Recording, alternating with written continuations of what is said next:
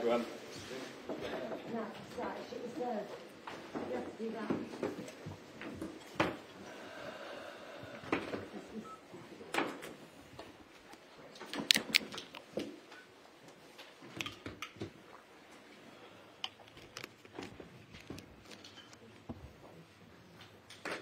Ready when you all are.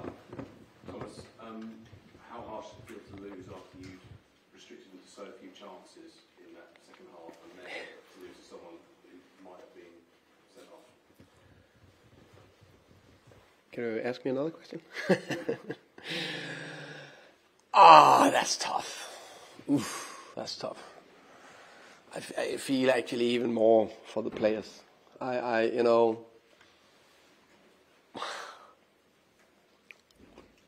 Unbelievable mentality, effort, and determination. We're going here to Arsenal, the informed team in the division, and rightly so. They've been praised for their form, and I think I've said that before. I still mean that. Arteta, the coaching staff, the players have done fantastically, deserve the praise. They scored more than 100 goals last 7 games, something like that, and we restrict them to a minimum. Throughout the game, almost defensive masterclass. I think they bring almost strongest starting 11. Martinelli is the only one. I'm not expert on Arsenal. Some of you may be expert. That's it. We are missing 7 players. Our captain is going out after 25 minutes, and we still put an unbelievable shift in. With the third, fourth lowest budget and all that. I'm so proud of what they did out there. And you can argue that we had the biggest chance to Nathan Collins before the 2-1 lead. And of course, as you said, Havertz is a clear dive. Clear dive. I wish I just would admit it. I don't know if he had. Because that happens all the time, every week. Someone is doing it, and I know it happens. So that should, of course, have been a second yellow and a red card. And then he wouldn't be able to score the winner. And we hopefully could gain a little bit more momentum, maybe to win the game. What was said on the bench? Because I could see you talking to the fourth, and the referee had a good look at it as well. On the bench, sorry. Well, at that moment, because there was a pause around it, it seemed like the referee and the fourth official were considering the second yellow card. I don't know. I don't know that actually. Don't know. Just on the sort of broader scale, I think you said last week after the Chelsea game, we've got the best high pressing team in the league, and that's where your goal came from. Did you? Am I assuming it was planned, or that you spotted something there that you could get into Ramsdale? I think I'm actually said that Ramsdale. I don't think he deserves that. Now he'd be criticised to make a mistake. I think it's more unbelievable pressure from Wissa. If you see the way he accelerate. So that could have happened to David. I know David very well, love David, but it could happen to him as well. So I think it was a fantastic pressure from Wissa. And if you saw how many times they went long, Arsenal, every single time, free kick, everything want to play, boom, we went up. And we're very brave going man-man. You looked very animated on the touchline, speaking to the fourth official and also trying to talk to the referee.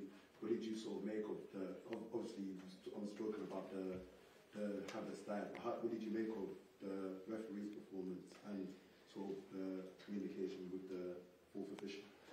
Actually, the crazy thing, and that was good probably, I didn't know during the game there was a dive from Havertz. I'm happy I wasn't told, and I didn't saw it, because then I probably would have lost and got my third yellow and then couldn't be on the touchline for Burnley. I actually think overall he had a good game. Overall, I must say that was that key moment. I think that the other thing was minor. There was some, whatever you can say, yellows both ways. That was it. The only thing I know, everyone know that Ivan is strong. It can't be right that he only got 1 foul out of 10 duels with Saliba and Gabriel. They're pretty strong as well. It should be 50-50. That's the only thing. But they probably didn't decide the game. There seemed to be words exchanged between the two benches quite a lot during the game.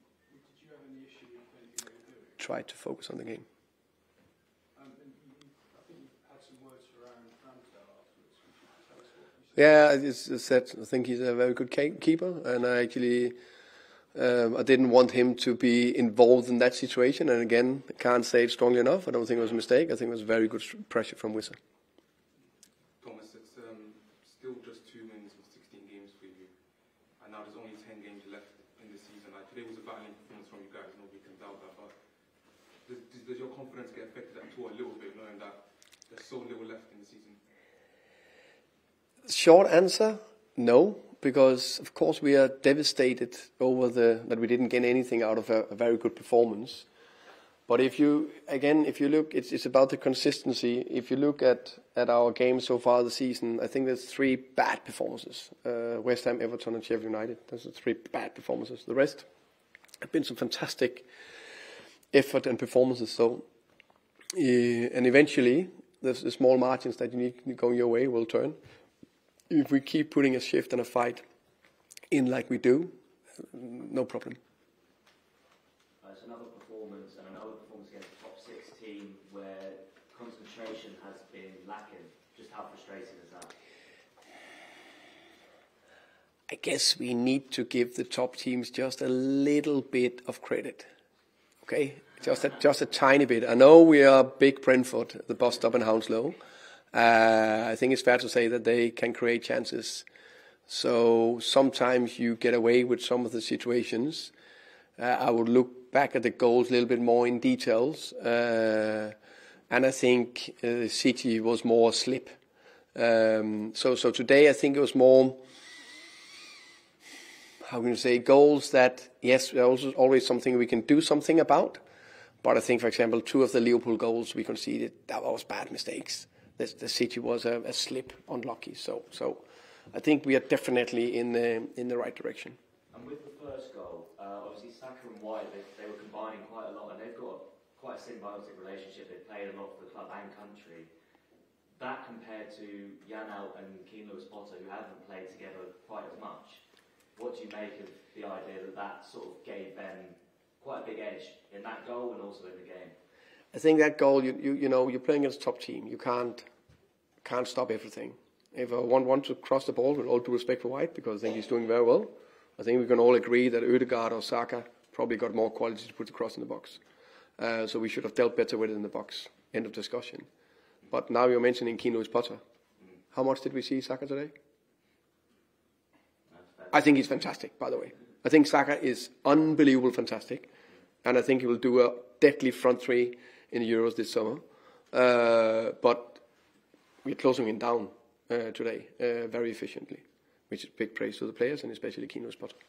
And someone who defended very admirably and has actually, come in for quite a bit of heat recently is Nathan Collins. I just wondered, what did you make of his performance? Because I thought it was exceptional. Again, thank you for that question. He was very, very good. And I agree, he was been in a situation where until he got injured in November and an international break, I think he was really progressing well. Then he got the injury, he had to come back and struggling a little bit to find that top form again. I think we saw some of it today. And I understand why he was so frustrated after the game, because he was there in the situation. So you don't see a player that animated unless there's something about it. I think that's very important. Yeah, perfect. Thank you very much. Do you think we'll see Mbeumo before the international break? I wish, but straight after. That should be a definite. Okay. Thank you very much. Thank you, guys. Thank you. Thank you very much.